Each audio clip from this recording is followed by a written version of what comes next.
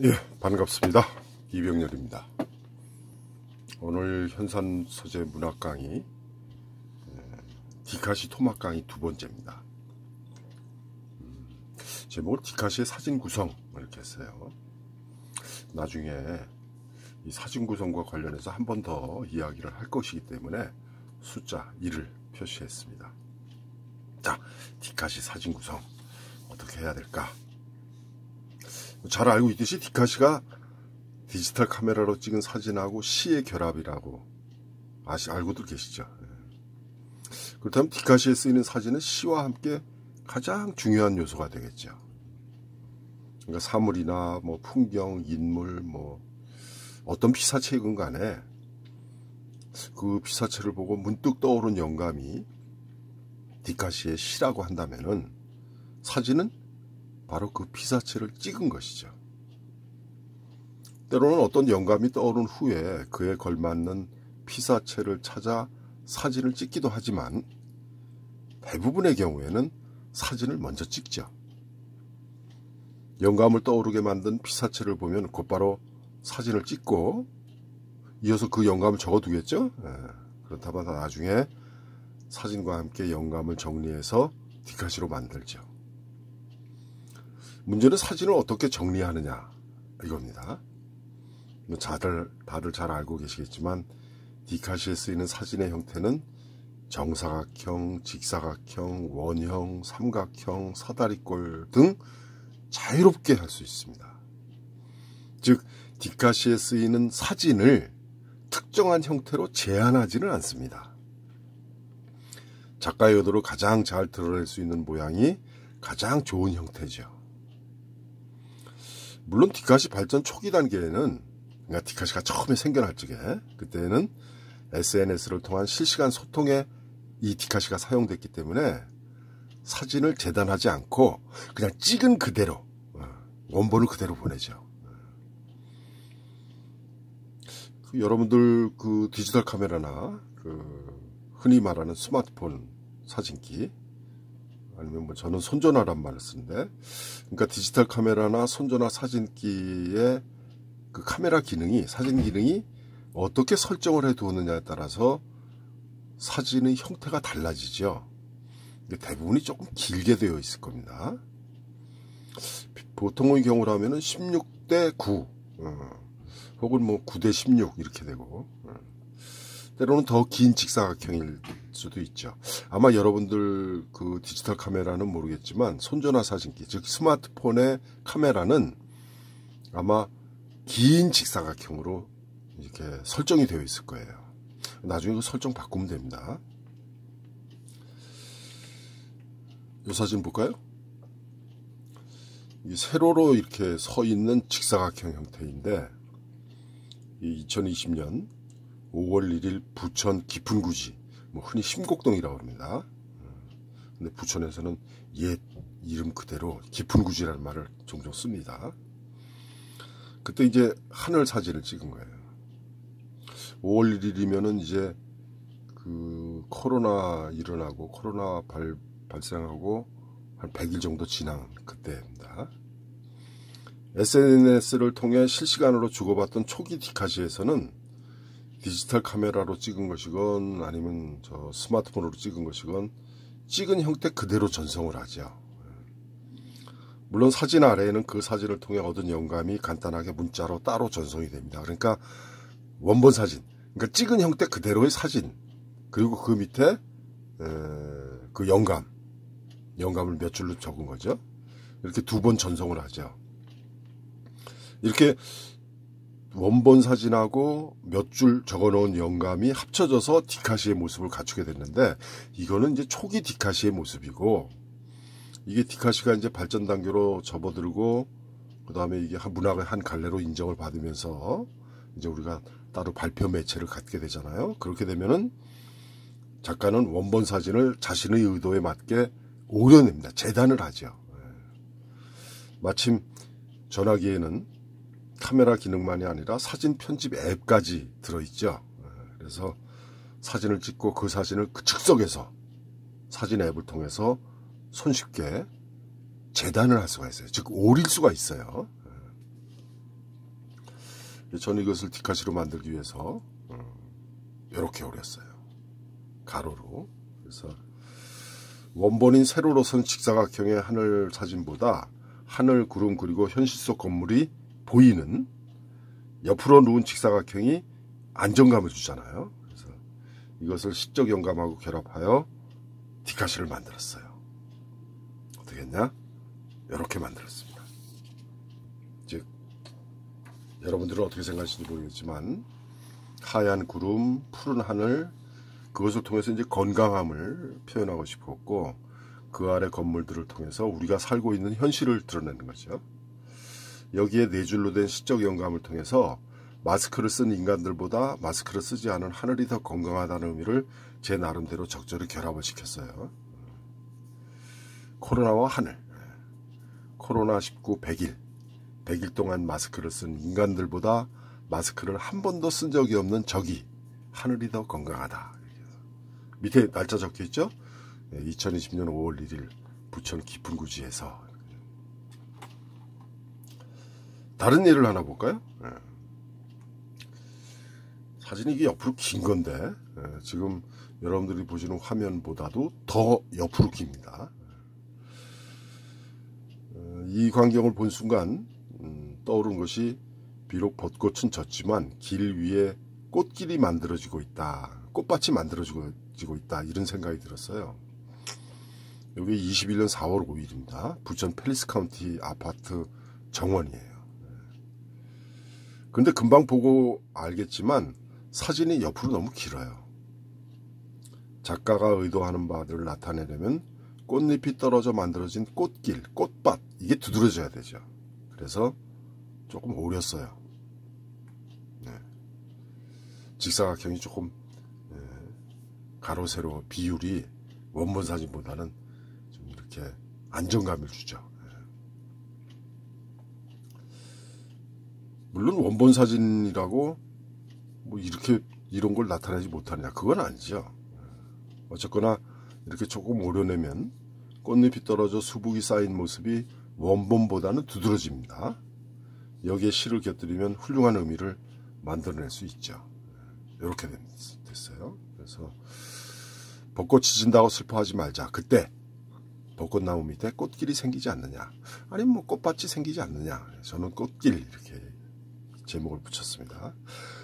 아까 얘기했듯이 원본 사진이라고 이런 의미를 나타내지 못한다, 그건 아닙니다. 그러나 사진과 시의 결합이 디카시이기 때문에 가능하면 시에서 말하는 영감, 그게 더욱 선명하게 드러날 수 있는 형태로 사진을 오려서 강조하는 것이 보다 나은 디카시를 만들어낼 수 있는 거죠. 다른 예를 볼까요?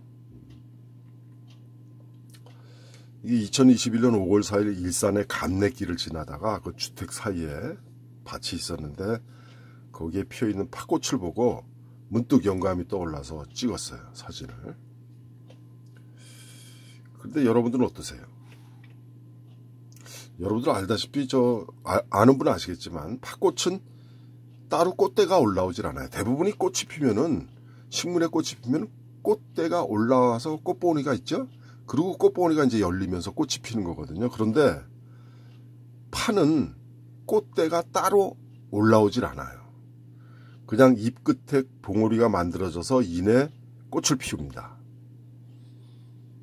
그런데 저거를 보고서는 문득 꽃이 피는 게 아니라 꽃이 터진다는 느낌이었어요.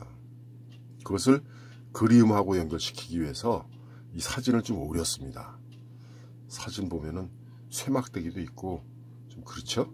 그래서 이렇게 오렸어요. 쇠막대기 안 보이죠? 그리고 팥꽃이 더 강조됩니다. 그래서 저의 그런 영감을 드러내기 위해서 팥밭에 있는 전체 팥꽃보다는 터지듯이 피어있는 두드러진 팥꽃 몇 송이면 충분하니까. 욕심 같아서는 한두 송이 팥꽃만 오려내고 싶었지만 그럴 경우 너무 빈약할 것 같은 생각이 들어요. 그래서 무더기로 핀 팥꽃을 쓰기로 하고 이렇게 오렸고, 특히 아까 쇠막대기, 쇠기둥이죠. 쇠기둥은 없앴어요. 그렇게 해서 디카시를 만들었습니다. 팥꽃, 그리움이 복받쳐봐. 꽃대 올릴 시간이 어디 있어. 그냥 입 끝에서 터트리는 거야. 그래서 2021년 5월 4일 일산 감내길에서 저렇게, 그러니까 처음에 찍었던 그 팥꽃 전체 사진을 가지고도 뭐 이렇게 써도 되겠죠. 이런 걸 나타낼 수 있겠지만, 가능하면은 내가 그 팥꽃을 보고 그때 떠올랐던 영감을 가장 효과적으로 드러낼 수 있는 형태로 오려버리는 거예요, 사진을. 바로 그런 겁니다. 그래서 그리움이 복받치면 꽃대 올릴 시간에 얼른 그 그리움을 터트린다. 그런 영감을 적어서 만든 건데, 물론 이런 시적 영감이 살아나려면 그냥 팥꽃 한두 송이 이렇게 그 파와 함께 파 끄트머리에 달려있는 팥꽃이 터지는 모습, 그런 거 팥꽃을 접사로 찍으면 더 효과적일 수도 있겠죠. 그러나 이날 찍은 사진들 중에 가장 적절한 부분만 오려서 이렇게 만들었어요. 한두 송이는 아니지만 그런대로 시적 영감을 표현한 데는 큰 무리가 없었습니다. 이러한 예는 얼마든지 찾을 수 있습니다. 이 제가 찍은 게 아니고 2021년 5월 28일 강화도 어느 폐가에서 찍은 사진이라고 저 아는 사람이 저한테 보내줬어요. 제가 이제 디카시 이렇게 만드는 걸 아니까, 이분도 이제 제 디카시 강의를 들었거든요. 그러니까 문득 뭔가 떠오를 것 같아서 사진을 찍긴 찍었는데 잘 정리가 안 된다, 이렇게 하고선 사진을 보냈어요. 그래서 그럼 이 사진 내가 쓸게, 그래서 그러라고 그랬더니 허락을 받고. 여러분들은 어떻게 생각하는지 모르겠어요. 그리고 이 사진을 찍을 당시에 이 사진 찍은 사람은 뭔가 그림이 나올 듯 해서 찍었을 거예요. 그런데 저는 이 사진을 받자마자 폐가 담입니다. 담벼락에 이끼 낀 모습이 탁 눈에 들어왔어요. 그러면서 한 폭의 산수화가 탁 떠오르는 거예요. 그래서 산수화를 나타낼 수 있는 벽에 낀 이끼들을 중심으로 사진을 오렸습니다. 이렇게 오렸어요.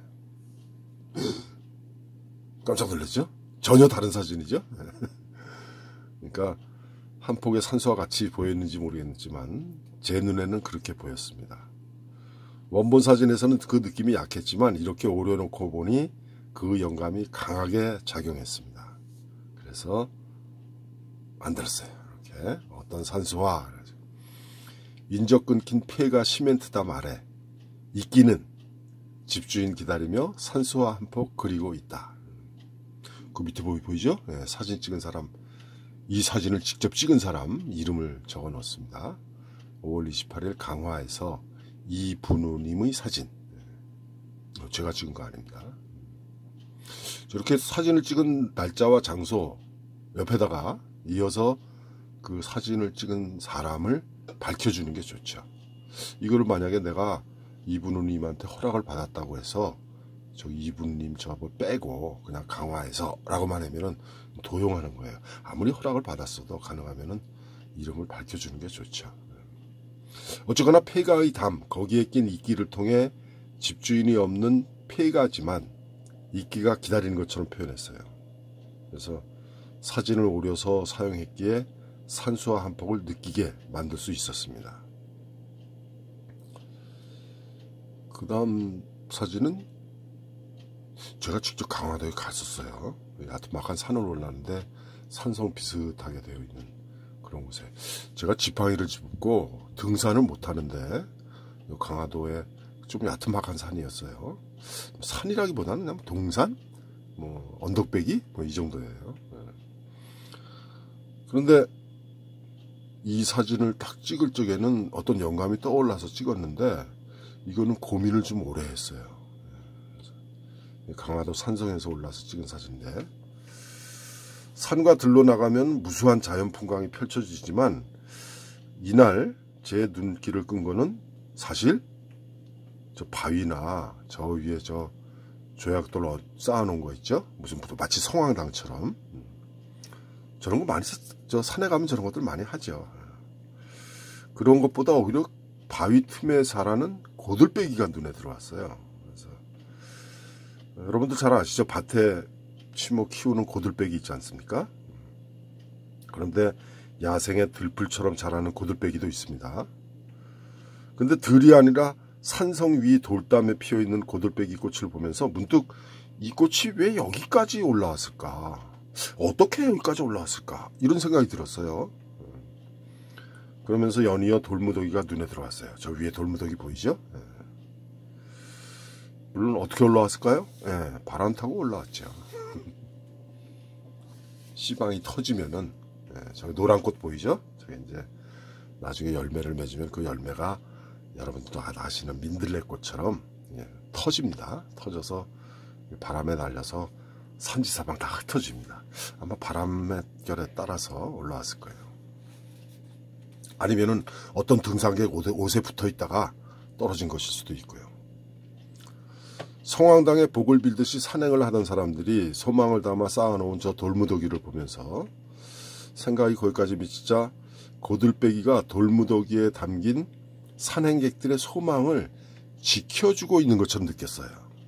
그런 느낌이 들었어요. 그래서 손전화 얼른 꺼내가지고 돌무더기, 고들빼기, 바위 이게 다 나올 수 있게, 그리고 산성이라는 것을 알 수 있게 세로로 찍었습니다. 찍고 나서 가만히 보니까, 사진을 정리하면서 보니까 문제가 생겼어요. 제가 주로 애용하는 1.618대 1 가로 비율이죠. 가로 비율로 사진을 올리려고 하니까 돌무더기하고 고들빼기는 나오긴 나오는데 고들빼기가 다 안 잡혀요. 고들빼기 밑에 밑둥이 안 보이죠. 이걸 1.414로 오려도 마찬가지예요. 이렇게 오리니까 이건 1.414인데, 그러니까 위에 조약돌들 쌓아놓은 거 그게 안 보여요. 돌무더기가 안 보여요. 그래서 이제 고민을 하게 됐죠. 돌무더기하고 고들빼기 둘 다 나오면서 산성이라는 것을 알 수 있어야 내가 나타내고자 하는 그 영감하고 결합할 수 있는데, 어느 하나만 강조가 되면 의미가 약해지거든요. 그렇다고 세로로 오려보니, 이렇게 세로로 오려보니까 뭐 오리나 마나 그대로죠. 그리고 피사체가 무엇인지 그 의미가 약해지잖아요. 내가 무엇을 찍었는지, 어디에다 초점을 맞췄는지가 약해지니까. 그래서 생각다 못해 에라이 정사각형으로 그려봤어요. 그러니까 제가 의도한 의미가 딱 담겨 있는 거예요. 그래서 저 위에 돌무더기 보이죠? 뭔가 소원을 빌었을 거예요. 그리고 바위, 그리고 바위 틈에 피어있는 고들빼기, 이렇게 한 장면에, 한 이미지 속에 다 들어갈 수 있게 됐습니다. 그래서 이걸 가지고 만들었어요. 조약돌 얹으며 무엇을 빌었을까? 뒤따라오는 고들빼기가 그 소망들을 지키고 있다. 그래서 21년 6월 2일입니다. 강화 산성에서. 저 피사체가 고들빼기라는 걸 모를 수도 있잖아요. 그래서 고들빼기 이렇게 적어뒀어요. 그리고 제목은 지킴이 이렇게 했습니다. 어떤 사람은 바로 위에 세로 사진을 더 좋아할 수도 있을 겁니다. 근데 가능하면 안정감을 원하는 제 성격이 그래가지고 가로 사진을 주로 많이 사용하는데, 가로 사진으로 만들려다 보니까 정보가 빠지게 돼요. 그래서 고들빼기 밑둥이 빠지거나 저 돌무더기가 빠지거나, 그래서 편법으로 정사각형 형태로 만드는데 그런 대로 괜찮아요. 그제서야 제가 의도한 의미를 담을 수 있는 형태가 되었죠. 그렇게 어렵게 만들어진 디카시가 바로 요겁니다.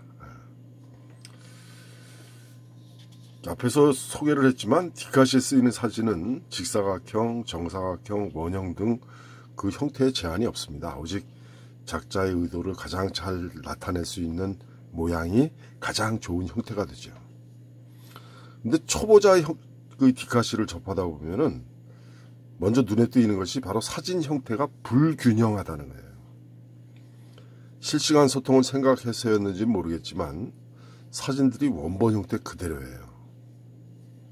그러니 시적 영감을 나타내는 시하고 잘 연결이 안 돼요. 이건 뭘 찍은 거지? 이렇게 되는 거예요. 그러니까 필요 없는 정보들이 많이 담겨 있기 때문에 그래요. 피사체의 폭이 너무 넓어서 과연 사진 속에 무엇을 보고 저런 영감을 떠올렸는지 이해가 안 되는 경우가 참 많습니다. 이럴 때 유용한 것이 흔히 말하는 포토샵, 바로 사진 편집 기능이죠.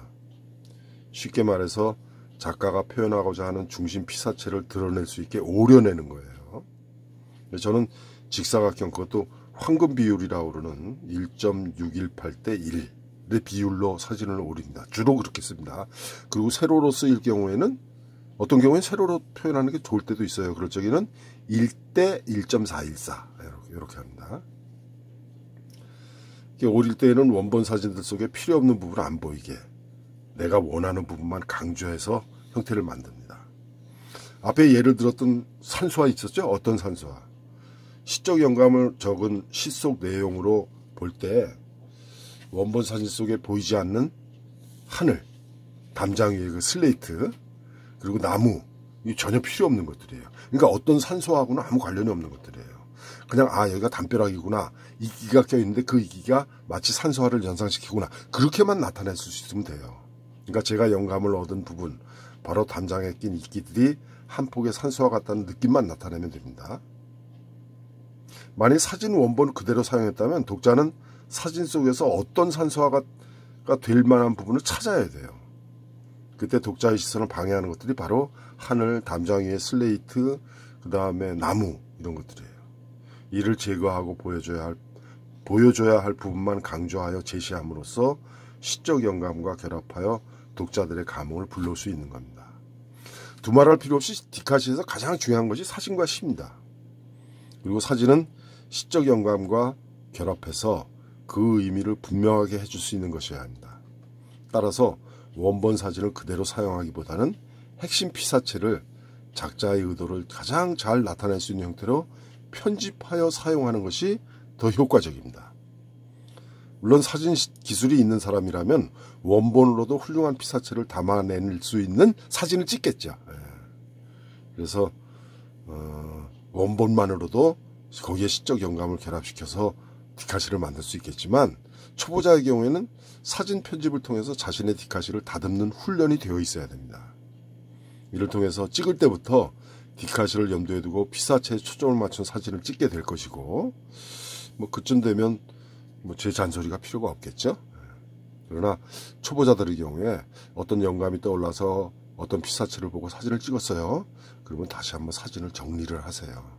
재단을 하세요. 오리거나 이렇게, 형태는 어떤 것이든지 괜찮습니다. 다시 한번 강조합니다. 디카시의 사진, 여러분의 의도를 가장 잘 드러낼 수 있는 형태로 가장 중심이 되는 피사체를 중심으로 오려내서 사용하도록 하세요.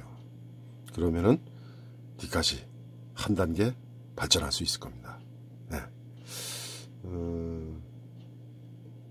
디카시의 사진 구성 2, 나중에 여러분들 또 찾아뵙도록 하겠습니다. 고맙습니다.